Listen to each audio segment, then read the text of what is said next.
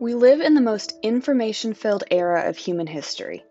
90% of US adults use the internet and have a vast world at their fingertips. However, the US has been struggling over the last decade with the idea of internet radicalization, where people come to support terrorism and extremism through the use of the internet. The riots in the US Capitol on January 6, 2020 may force changes for both tech companies and the government to try to limit the effects of internet radicalization, and some sites have already banned President Trump from posting temporarily. Terrorism and terror attacks have been increasing in the US since 9/11, but religious and ethno-nationalist terror attacks are not very common in the US, despite the fact that they're focused on by many Americans. In 2020, 2/3 of terrorism cases were defined as far-right ideological groups, which includes QAnon, white supremacist groups, and self-described incels. These groups tend to meet and organize online using social media sites like Facebook, Twitter, and more recently, Parler and Gab. Internet radicalization is a complex issue. Research suggests that the internet creates more opportunities for radicalization and creates echo chambers where radical beliefs are reinforced and confirmed.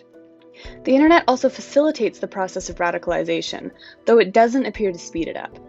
However, it can be difficult to moderate websites like YouTube, where hundreds of hours of content are added by the minute, and banning groups or forums from certain platforms tends to just make them migrate to new platforms. This fall, hundreds of right-wing commentators and their supporters migrated from Facebook and Twitter to Parler, a newer social media platform where a majority of users are right-wing or conspiracy theorists. That migration was proven a success on January 6th. Parler and Gab were both used before, during, and after the riot at the Capitol. According to the New York Times, people posted instructions about streets to take to get to the Capitol and discussed tools to pry open doors around 1 p.m. Eastern. These social media platforms created an echo chamber where supporters genuinely believed that the 2020 election had been stolen from them, despite the lack of evidence to support that claim.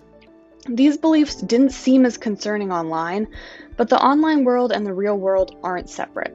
At least 5 people have died and dozens have been injured because of this riot organized and supported by online extremist groups.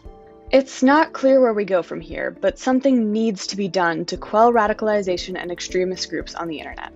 Mainstream social media platforms have already banned this content, but secondary platforms are allowing it to thrive.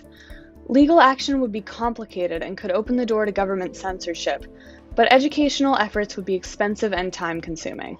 Despite the challenges, the events of January 6th prove that we need to do something.